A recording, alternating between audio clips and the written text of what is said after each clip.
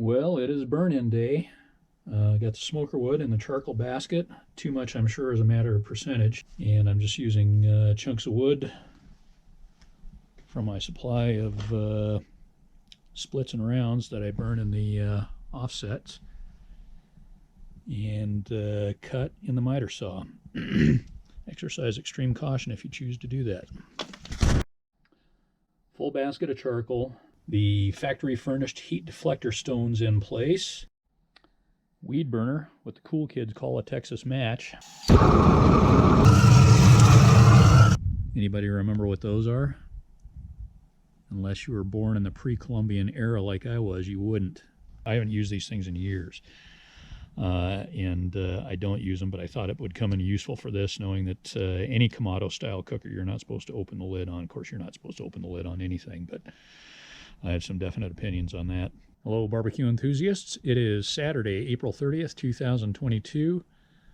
Doing the burn-in on a Komodo Kamado 42-inch Serious Big Bad. I have absolutely no experience with Kamado-style grills, let alone a Komodo. This is the first time I've ever used one. This is coming from a basis of dumb shittery, and the burn-in on these cookers is understandably the source of some apprehension. If you've ever done a burn-in on a cooker like this one over here, it's for entirely different reasons. This is literally a tank. There's nothing you can do to that thing that little stove paint isn't going to fix. This, on the other hand, regardless of however fragile it may or may not be, it is certainly more ornate, and the burn-in has the potential, I guess, or the perceived potential to do some damage to the exterior. So that's why I think that makes people a little bit nervous. It seems to be fairly straightforward. So far it's gone well, but I haven't gotten any high temperatures yet. If you're not familiar with these grills, you probably wouldn't even be watching this video. But among the insulative layers on this is an acrylic shell. There's kind of an aerogel that adheres the tiles to the body of the grill and then also fills in the spaces between it on the tile job here. It's an elastomeric acrylic. It expands and contracts with the grill as it heats up and cools down. The hitch is that there's likely some solvent and or moisture trapped behind the tiles underneath the acrylic jacket. And so you've got to heat the grill up to high temperatures to vent any of that before you cook at high temperatures. And when that happens, it can potentially lift tiles and also cause some small cracks in the grout. It's not a big deal, apparently. I haven't been through it, so... but any small cracks that form, and I'm at a fairly low temperature yet. I haven't taken this up to temperature. But any small cracks, they do give you some additional grout to fill those, do whatever touch-up. Once complete, you can run the grill at any temperature you want without further concern, and it weatherproofs, to some extent anyway, the exterior of the grill, so you don't have any damage from especially freezing. Well, water intrusion and freezing. All right, about a half an hour after crust and the biscuits went on, looks like we're definitely running warmer on the left side of the grill over here. I imagine the fire has probably shifted over to that side. Looking pretty good over here, and yeah, that's ready. Well, I think we've crossed the Rubicon into burn-in territory, just above 400 degrees there. And amazingly, at that temperature, it is warm but not hot. Keep your hand on it. A little different matter down here.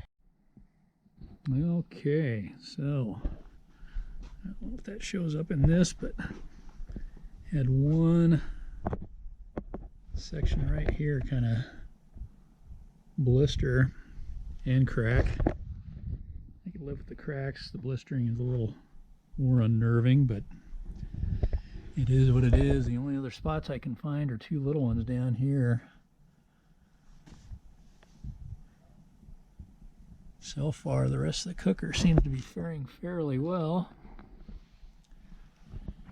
This one being the most disconcerting. They say that once it starts to cool down, you can just push that back down. If it blistered, there's enough moisture that it should stick back down. We'll see.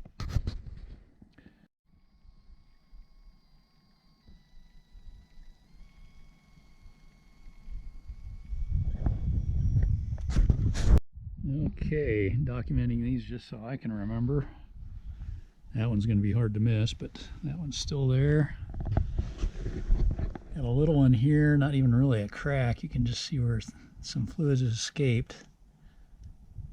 But the tiles are popped out. Got another one over here. Same deal.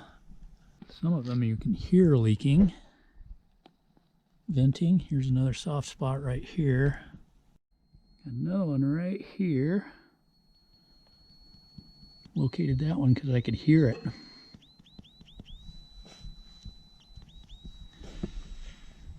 So a lot of these, there's no crack developing. It's just a little bit of a stain where some of the fluid has leaked out.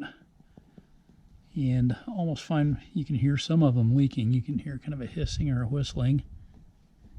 And then of course this kind of tapping things you can find where there's a void underneath. I feel like I'm doing a survey on a boat. Going around hitting the hull with a hammer. Looking for voids. Okay, here's another soft one down here. That one you can see. Expelling a little fluid. Another one right here.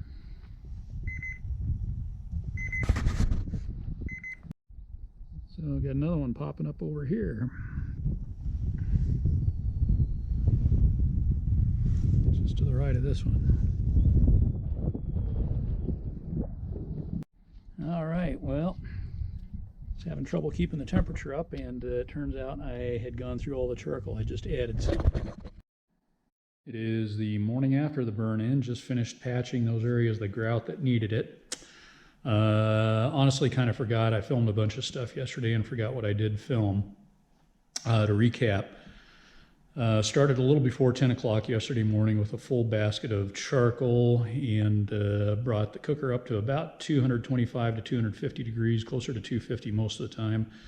Just wanted to hang out there and see how easy it was to manage at that temperature, since I'm going to be doing a lot of cooking at that temperature. From there, moved up to 350 degrees because that's kind of the next threshold where I was going to do a lot of cooking. Hung out there for quite a while. Did a biscuit test, baked a pie crust, and from there slowly started heating the pit up to a burn-in temperature of 500 degrees, 500 to 525 I think is what they recommend. Shooting for 500. That was going really slowly. I was beginning to worry that I was going to have trouble getting to 500.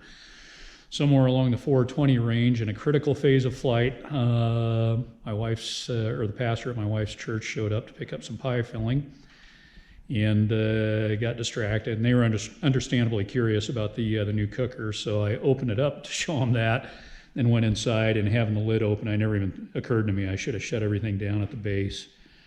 When we came back out, the temperature had spiked from 420 to just over 500 degrees in just a few minutes. I shut everything down. It didn't get much higher than that, but I don't think we exceeded any parameters.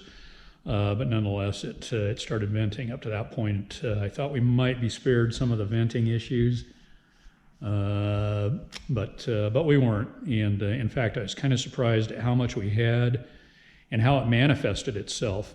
I was expecting just some small cracks in the grout lines, and of course the instructions warn you that tiles might lift and you might get some bubbling and that sort of thing, and we got a little of everything, but the main thing was a lot of kind of delamination.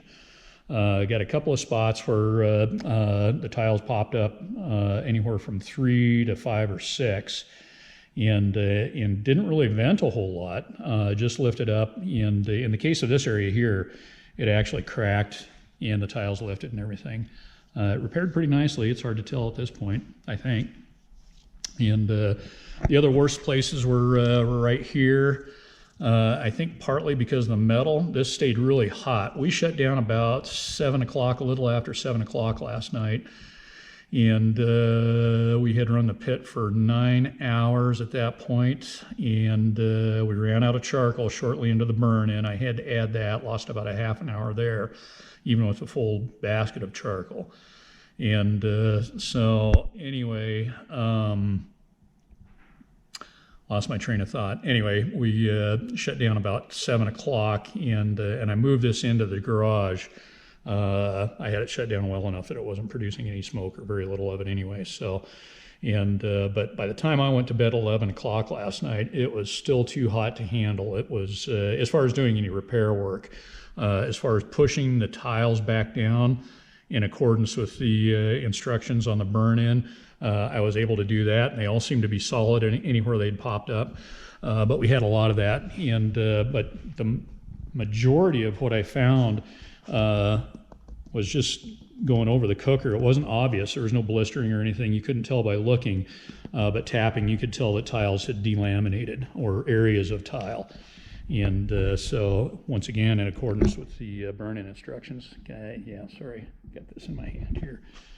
I just used a little nail to poke holes in the grout and allow anything to escape. Very little did in those areas. Got very little moisture or vapor or anything, or visible vapor anyway, that came out. So, and as I say, it all stuck back down, and I've done all the repair work.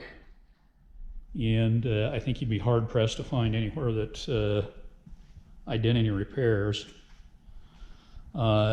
Before I get too far off the subject, when I did puncture the grout in those areas that had raised or delaminated, the nail went in some places. It went in about as far as you'd expect, about the thickness of the tile and a little bit of grout to adhere it. In other places, it went in almost the depth of half the nail or so. And I suspect, and in a lot of cases, it was those areas where we had a lot of delamination. And I suspect what I was getting into, this is still warm. It's almost noon the following day. I think it was probably these voids. This is supposition on my part. I don't have the slightest idea, but I suspect there may have been these voids, and that got filled with grout, and so you had that much additional moisture and everything, and that's quite possibly why those areas were delaminating more than other areas. So anyway, all's well that ends well. I don't think I'm probably done with the burn-in. Most of the stuff was on this side of the cooker. It was pretty obvious from the biscuit test I did yesterday that it was hotter on this side of the grill. I think at that point, even though I started the fire in the center of the cooker, I think it must have gone more to the left at first. And then as the day wore on, it finished up over on the right-hand side. So by the time we got up to the really high burn-in temperatures, this side of the grill had gotten a lot hotter. So I'm not at all convinced that we're not out of the woods as far as the burn-in goes. I wouldn't be surprised if we get some more of this stuff over here. So I'm going to be keeping a careful eye on it at high temperatures for the next 2 or 3 cooks to make sure that I don't have any spots that are delaminating or venting or anything else. So something else I haven't seen is anything about the grout itself.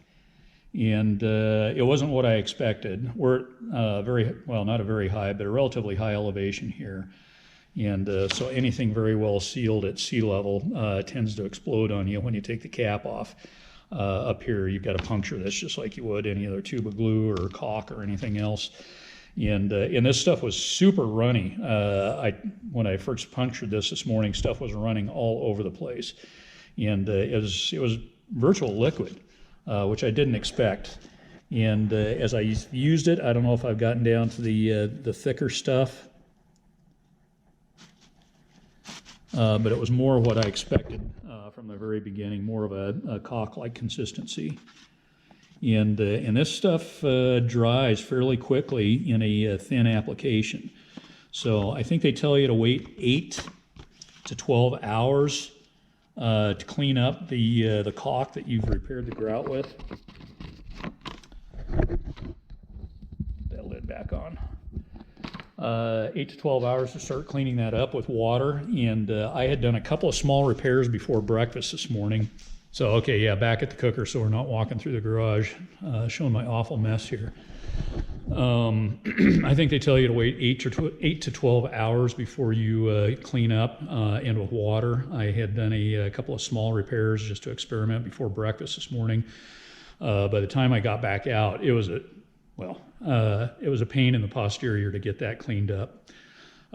So I think a better way to go about it, this goes against the instructions they send with it. It tells you to wait 8 or 12 hours to clean up, let it dry that long. Everything was pretty dry as I was moving around, just like you do when you're doing a regular tile job. I would put some grout on and continue around here. And before I got too much further, I'd come back and just using a very lightly dampened cloth, just buff the area that I'd cleaned. That got everything off the tile and smoothed out the grout lines and everything. Very little effort involved with that. So I think it's a better way to go about that. FYI, probably not advisable, but that's what I did. I guess I'll find out the next time I cook it if everything blows up. Anyway, I think that's about it. I can't think of anything else. If you have any questions, put them in the comments below. Apart from that, have a dandy day.